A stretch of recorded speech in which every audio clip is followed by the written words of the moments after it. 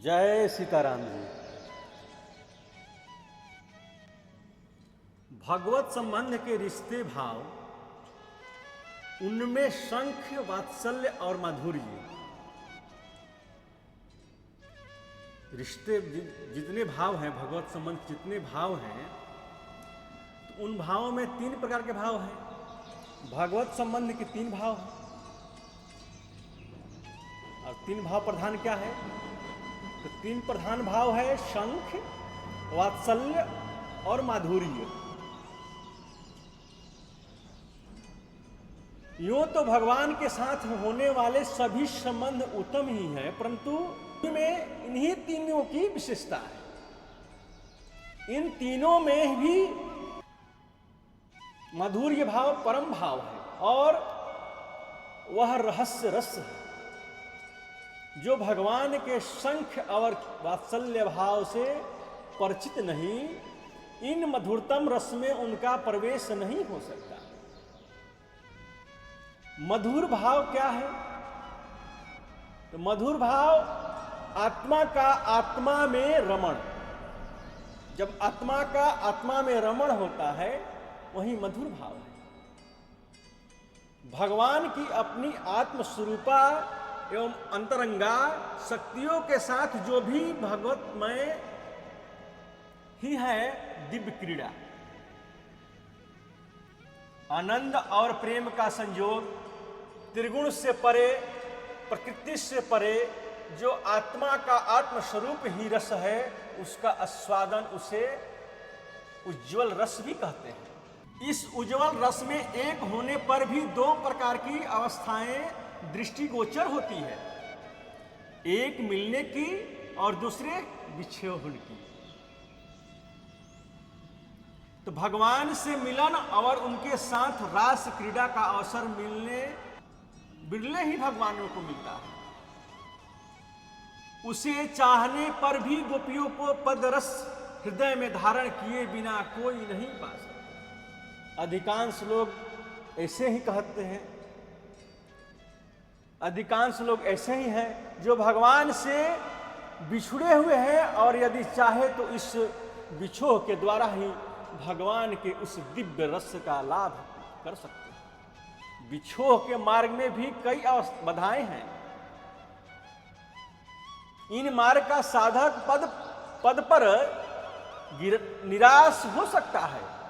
इसके मन में वह भाव आ सकता है कि इतने दिन हो गए परंतु श्री कृष्ण नहीं आए, अब वे नहीं आएंगे, यह सोचकर वह साधक से विरत हो सकता है। परंतु ऐसा होना ठीक नहीं है। इस बात को हम गोपियों से सीख सकते हैं। मथुरा वृंदावन से 3 ही कोस पर थी। श्री कृष्ण वहां 2 दिन के लिए आ सकते थे अथवा गोपियां वहां कुछ दिनों के लिए जा सकती थी, परंतु ऐसा करने से उनके जीवन में वियोग का आदर्श पूरा नहीं उतरता। गोपियां श्री कृष्ण से अलग थोड़े ही हैं। गोपियां श्री कृष्ण को अपने हृदय में बसा रखी, परंतु ऐसा करने से उनके जीवन में वियोग का आदर्श पूरा नहीं हो सकता है। गोपियां वियोग की लीला वियोगी साधक के आदर्श के लिए है। यदि बीच में ही श्री कृष्ण और गोपियों का मिलन हो जाता है तो वियोग साधना आदर्श नहीं बनता है। इसी आदर्श से शिक्षा ग्रहण करने के लिए या यूं कहने के लिए आदर्श को जगत में प्रकट करने के लिए उद्धव ब्रज भूमि में गोपियों के पास आए हैं। हम इन दोनों के बातों को परिणति उद्धव के जीवन में पाएंगे। अभी तो उद्धव सीख रहे हैं, सीखने आए हैं। आगे चलकर श्री कृष्ण योग में भी उन्हें जीवन भर धारण करना पड़ेगा और संसार के सामने प्रेम भक्ति आदर्श स्थापित करना होगा तथा उनका रहस्य बतलाना होगा। ब्रज में उन्होंने गोपियों में क्या देखा, क्या सीखा, कभी। अभी तो यदि यही चर्चा की प्रासंगिक है, अभी तो यही चर्चा की प्रासंगिक है। सूर्योदय का समय था, दूध दही जा चुका था, दही महने की ध्वनि अब कम हो चली थी, हरे हरे वृक्ष पर रंग बिरंगे पंखी चहक रहे थे। बछड़े की कूदकर अपने अपजेतियों और माताओं को खेल रहे थे। प्रेमी की करुणानिधि मिश्रित धाराओं चारों ओर फैली हुई थी। सब कुछ था, परंतु वह रौनक न थी जो श्री कृष्ण के रहने पर रहती थी।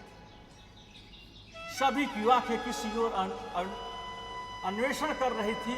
सबको एक अभाव सा खटक रहा था और जहां दृष्टि पड़ती थी वहां सूना सा हो जाता। मशीन की भांति सब अपने अपने काम में लगे हुए थे, परंतु उनमें उत्साह नहीं था, स्फूर्ति नहीं थी। वे उन कर्मों की ओर से कुछ उदासीन, कुछ शिथिल और कुछ खींचे हुए से जान। गोपियां घर से बाहर निकलती, उन्होंने देखा कि नंद के द्वार पर एक बहुत सुंदर सोने का रथ खड़ा है। अभी के मन में कुतूहल हुआ कि यह किसी का रथ है, यह किसका रथ है। किसने कहा रथ तो वही है जिस पर कृष्ण गए थे, तब वह फिर क्यों आए हैं। श्री कृष्ण का नाम सुनकर बहुतों की आंखों में आंसू। कोई मन ही मन महसूस कर रह गई। उसकी कुछ सोची हुई सी कसक उभर आई। किसी ने कहा, अब किसको ले जाएगा, अब किसको ले जाएगा, यहां लेने के लिए तो आया है। श्री कृष्ण गए, हमारी आत्मा गई, हमारे प्राण गए, अब हम यहां सूखे हाड़ों की ठटरी है। इसे कोई क्या करेगा। हाँ, हम श्री कृष्ण की हैं। उन्होंने कहा है कि हम आएंगे, उनकी बात झूठी नहीं हो सकती। वे आएंगे और उस दिन के लिए हमें इन ठटरियों को बचा रखा है। उस दिन के लिए ये ठटरियों को बचा रखना है। शायद वे आए और हमें ना पावे तो उन्हें क्लेश होगा, बस इसलिए हमें जीवित रहना है। इसी समय यमुना में स्नान करने के आते हुए उद्धव दिख पड़े। उद्धव को देखकर उन्हें और भी आश्चर्य हुआ। वैसा ही शरीर, वैसे ही बाहें, ऐसे ही कमलों के समान नेत्र, गले में कमल की माला और पीताम्बर धारण किए हुए, मुख पर वैसे ही प्रसन्नता खेल रही। परंतु वे श्री कृष्ण न थे। ये दर्शनीय पुरुष कौन है, कहां से आए हैं। श्री कृष्ण के समान ही उन्होंने वेशभूषा क्यों धारण कर रखी है। हो न हो यह उन्हीं के अनुचर हैं, उन्हीं के सहचर हैं, उन्हीं के भेजा होगा। तब क्या ये हमारा स्मरण करते हैं, जैसे उनके लिए हम छटपटाती रहती हैं, क्या वैसे ही हमारे लिए छटपटाते रहते हैं। हो सकता है छटपटाते हों, परंतु नहीं। तब क्या वे दोनों 2 दिन के लिए आ नहीं सकते। फिर उन्हें भेजा क्यों है। के लिए माता पिता की सत्वाना के लिए अच्छी बात है, पर क्या केवल बातों से ही उसका हृदय शांत हो जाएगा, उन्हें आश्वासन मिल जाएगा। यह असंभव है। शायद हमारे लिए भी कुछ संदेश कहला भेजा है। न भी कहलाया हो तो क्या है, ये अनुचर तो है। इनसे बात करने पर उनकी कोई बात सुनने को मिलेगी। चलो हम सब उसके पास चलते हैं। अब तक उद्धव पास आ गए थे। गोपियों ने श्री कृष्ण के सदृश समझकर ही उद्धव का सत्कार किया। एकांत में ले जाकर गुरु ने पूछा, उद्धव तुम तो श्री कृष्ण के प्रेमी अंतर्गत सखा, क्या उनके हृदय की कुछ बात कह सकते। उन्होंने केवल नंद यशोदा के लिए ही तुम्हें भेजा होगा, अन्यथा ब्रज में उनके स्मरण करने की कौन सी वस्तु है। क्या उन्होंने हमें सचमुच छोड़ रख दिया, अभी वहां ना आएंगे। परंतु यह कैसे हो सकता है कि वो हमें छोड़ दे। वे आएंगे, अवश्य आएंगे। उद्धव, हमारे हृदय की क्या दशा है, हमारी आत्मा कितनी पीड़ित हो रही है, इसे कोई क्या जान सकता है। क्या इस वेदना की कहीं अंत भी है, हमें तो नहीं दिखता है। हम जितना उपाय करती हैं उतना ही अधिक यह बढ़ती जाती है। किससे कहें, कहने से लाभ ही क्या है। उद्धव जिस दिन से हमने उनके सौंदर्य वर्णन सुना था, उनकी रूप माधुरी देखी थी, उनकी मधुर वंशी ध्वनि सुनी थी, उसी दिन से और वास्तव में तो उनके पहले ही हम उनके हाथों बिक गए थे।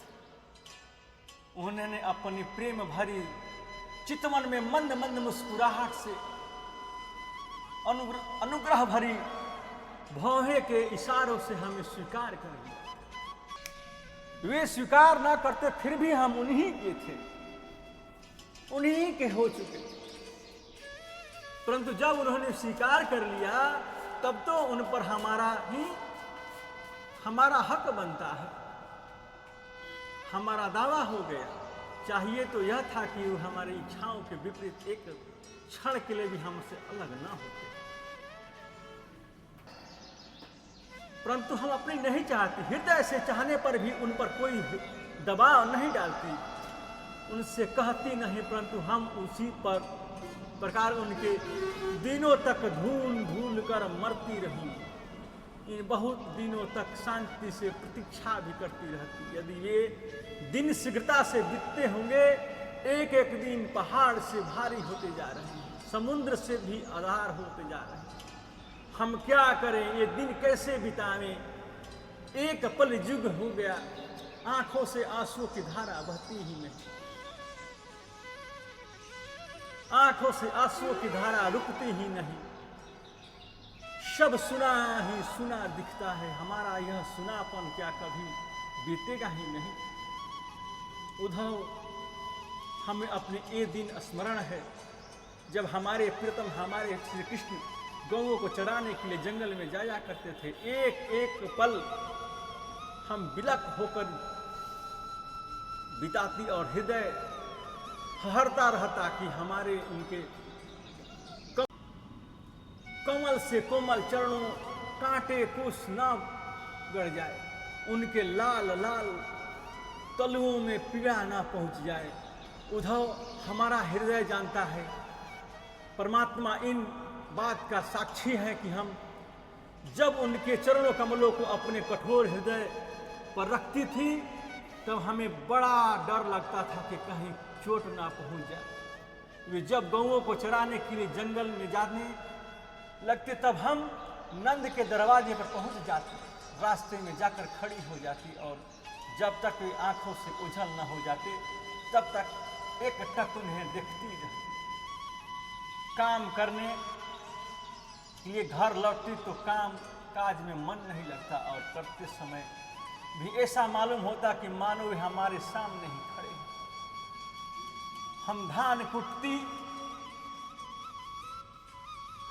कुटती होती तो वे आकर मुसल पकड़ लेते, हम दही मस्ती होती तो वे मथनी पकड़ कर रोक देते, हम झाड़ू लगाती होती तो वे आकर हमारे सामने खड़ा हो। हम यमुना का जल लाने पर, दही बेचने का और किसी भी काम काज का बहाना बनाकर कई बार वन में जाती और उन्हें देखा। जब वे शाम को लौटते हम पहले से ही रास्ते में खड़ी होती और उसका मार्ग देखा करती थी। जब बांसुरी बजाते हुए ग्वालों के साथ लौटते थे, उनके धुनधुनाले काले केशों पर ब्रजरज पड़ी होती थी, उनके कपोल पर श्रम बिंदु उग आए होते थे तो देखकर उन्हें कितने प्रसन्नता होती, कितना आनंद होता था, कह नहीं सकते हैं। उधर हम रात में भी नंद बाबा के घर जाती और बांसुरी बजाकर हमें वन में, वे बांसुरी बजाकर हमें वन में बुलाते, हमारे साथ क्रीड़ा करते। यह सब करने का अब कोई लाभ नहीं, हमसे व्रत करके उपवास कर देवी देवताओं की मानता करके हृदय में आत्मा से वही चाहा था कि श्री कृष्ण ही हमारे स्वामी। वे हुए भी, परंतु उद्धव अभी वे कहाँ हैं। अब हम उनकी बातें कह रहे हैं, उनका संदेश हम पा रहे हैं, उनका सुमिरन हम कर रहे हैं, परंतु वे अब कहाँ हैं, हमारे बीच में वे नहीं है। हमारा जीवन भार है, व्यर्थ है, कहते कहते गोपिया कहते कहते गोपियाँ तन्मय हो गई। उनका वह ज्ञान जाता रहा। गोपियों में जब कुछ कुछ चेतना आई तब वे पागलों की भांति चेष्टा करने लगी। कोई वृक्ष को श्री कृष्ण समझकर उसे उलाहना देने लगी, कोई लताओं में श्री कृष्ण की उपस्थिति मानकर वहां से मुंह फेर कर लौटने लगी, कोई पत्ते की खड़खड़ाहट से श्री कृष्ण की आगमन की प्रतीक्षा करने लगी, और कोई चंपा मानती, कोई जूही, गुलाब, कमल आदि फूलों से श्री कृष्ण के संबंध में बात करने लगी। ऐसी भंवरे पर किसी भंवरे पर दृष्टि पड़ गई तो कोई उसे श्री कृष्ण का दूत मानकर उसे डांट फटकार सुनाने लगती। उनकी विचित्र दशा हो गई। ये सारे संसार के शरीर को प्राणों को और ये सारे संसार को, शरीर को, प्राणों को और आत्मा को भूलकर श्री कृष्ण को लीन हो गए। वे श्री कृष्ण की लीलाओं का गायन करते करते संकोच छोड़कर रोने लगी। उद्धव का हृदय द्रवित हो गया। एक गोपियों को विरह के ऊंची दशा देखकर मुग्ध हो गए। उन्होंने किसी प्रकार गोपियों को सांत्वना देकर कहना शुरू किया। उद्धव ने कहा, गोपियों तुम्हारा जीवन सफल है। सारे लोक और लोकाधिपति तुम्हारी पूजा करते हैं। श्री कृष्ण में इतना प्रेम, श्री कृष्ण में इतनी तन्मयता और कहीं देखी नहीं गई।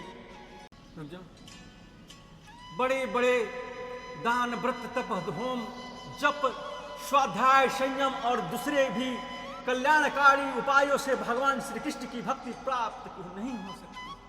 बड़े बड़े मुनियों जिसकी प्रेम की प्राप्ति दुर्लभ है, सौभाग्यवश वह प्रेम बड़े तुम्हें प्राप्त हुआ है।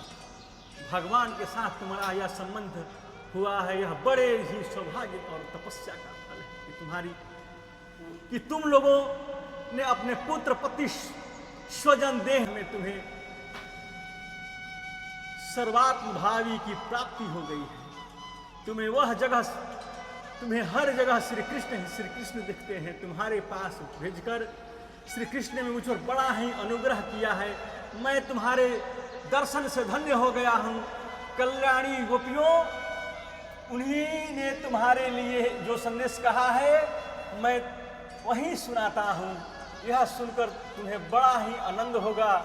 उनका यही एकांत संदेश लेकर मैं तुम्हारे बीच आया हूँ, मैं तुम्हारे पास आया हूँ, मैं तुम लोगों से कहने के लिए आया हूँ। श्री कृष्ण ने कहा है, मेरे प्रिय गोपियों,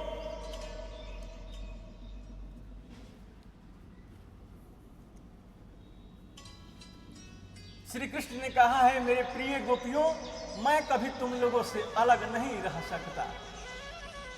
जैसे पृथ्वी, जल, वायु ये आकाश से अलग नहीं हो सकते, वैसे ही तुम हमसे अलग नहीं हो सकते।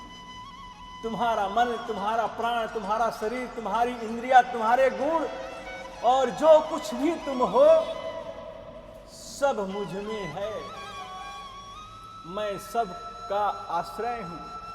मैं अपने आप में अपने आप की सृष्टि करता हूँ, अपने आप का ही पालन करता हूँ और अपने आप ही अपने आप का संहार करता हूँ। मैं अपनी ही माया के, अपने ही शक्ति से स्वयं ही इन रूपों में बन जाता हूँ। आत्मा ज्ञान स्वरूप है। यह माया से रहित और गुणों से परे है। स्वप्न, सुसुप्ति, जागृत, इन तीनों अवस्थाओं से परे और इनका साक्षी है। ये विषय, यह संसार, उसमें स्वप्न की भांति उठ खड़ा हुआ, यह मिथ्या है। वियोग तो सब है। जब इस मिथ्या संसार की ओर दृष्टि है, उसकी ओर से इंद्रियों को, मनोवृत्तियों को खींचकर आत्मा में लगाओ, इन्हें अंतर्मुख करो। सारे सिद्धांतों और साधनों को वही उद्देश्य है। वेद, योग, शंख, त्याग, तपस्या, दम और सत्य, इनकी यही लक्ष्य है। यही लक्ष्य है। ब्रह्म दृष्टि से तुम लोगों से दूर अवश्य हूं, परंतु केवल आंखों से भी दूर हूं। न आंखों की दूरी दूरी नहीं, दूरी तो मन की होती है। वहां रहने की दृष्टया पुत्राय पूतिना देहान स्वजनान भवानि च हित्वा वृणीत यूयं यत् कृष्ण संख्यम पुरुषम परम। अपेक्षा मेरी यहाँ रहने से तुम्हारा मन मेरा विशेष चिंतन होगा। ऐसा होगा, होता आया है, ऐसा होता आया है और ऐसा ही होता है। संपूर्ण वृत्तियों को छोड़कर मन को केवल मुझ में लगा दो, मेरा स्मरण करती रहो, शीघ्र है तुम मुझे प्राप्त कर लोगी। तुम्हें पता है ना, तुम्हें पता है ना, जिस दिन मैं रास कर रहा था, कई गोपियां शरीर से मेरे पास नहीं आ सकती। उन्होंने बच्चे हृदय से प्रेम से मेरा स्मरण किया और शरीर से पहुंचने वाली गोपियों के पहले में मेरे पास पहुंच जाती।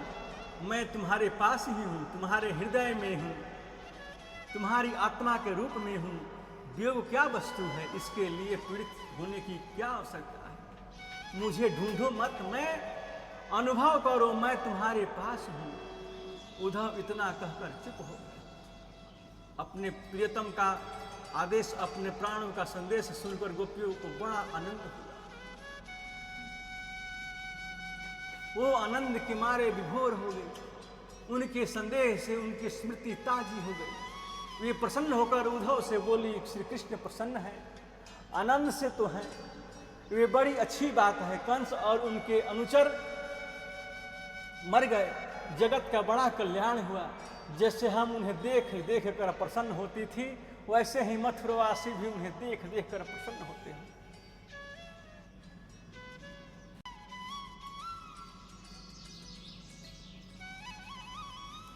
वहां के लोग विशेष प्रेमी होंगे, उनकी प्रेम पाश में श्री कृष्ण बद्ध जाएं, यह स्वाभाविक ही है। क्या वे उनसे रहकर हमारी याद रख सकेंगे, रखते हैं?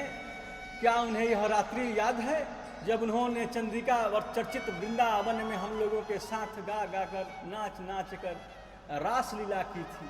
क्या वे हमारे प्राणों को जीवित करने के लिए यहाँ आएंगे? अब वे हम वनवासियों के पास क्यों आने लगे? ये आत्मराम हैं, पूर्व काम हैं, उन्हें हमारी क्या अपेक्षा है? हम जानती हैं कि हमसे निराश अच्छी है, हम जानती हैं कि आशा से निराशा अच्छी है। यथापि श्री कृष्ण की ओर हमारी आंखें लगी है। हमारी आशा की अभिलाषा की लड़ियां नहीं टूटती। भला उन्हें कौन छोड़ सकता है? उनके न चाहने पर भी लक्ष्मी एक क्षण के लिए भी उन्हें नहीं छोड़ सकती है। उद्धव कुलीन गोवर्धन के शिखर क्रीड़ा से बन उनकी दुलारी हुई गौएं उनकी बांसुरी की ध्वनि बार बार उनकी याद दिला देती। अभी वृंदावन की भूमि उनके चरण चिन्हों से रहित नहीं हुई। हम भला उन्हें कैसे भूल सकती हैं? उनका स्मरण ही हमारा जीवन है। उनकी ललित गति, मधुर मुस्कान, लीला भरी चितवन और प्रेम रस सनी वाणी से मोहित होकर हमें अपना हृदय दिया है, अपना सर्वस्व उनके चरणों में निछावर कर दिया है। हम भला उन्हें कैसे भूल सकते हैं? हे नाथ, हे रमानाथ, हे ब्रजनाथ, हे दीनबंधु, हम दुखों के समुद्र में डूब रही हैं, हमें बचाओ, हमारा उद्धार करो। श्री कृष्ण के संदेश से गोपियों को विज्वला बहुत कुछ शांत। ये उद्धव को श्री कृष्ण स्वरूप मानकर उनका सत्कार करना। उन्होंने कहा, उद्धव तुम राधिका के पास चलो, भगवान के विरह में उनकी क्या दशा हो रही है, चलकर देखो। वह मर कर जीती हैं, जी कर मरती हैं। चिंता, जागरण, मूर्छा, प्रलय, इन्हीं का चक्र चालू रहता है। एक कभी मत हो जाती हैं, कभी मोहित हो जाती हैं। चलो उनके दर्शन करो, उनके चरणों के सिर नवाकर कुछ सीखो। उद्धव ने उनकी साथ श्री राधा जी के पास जाने के लिए प्रस्थान। जय सीताराम।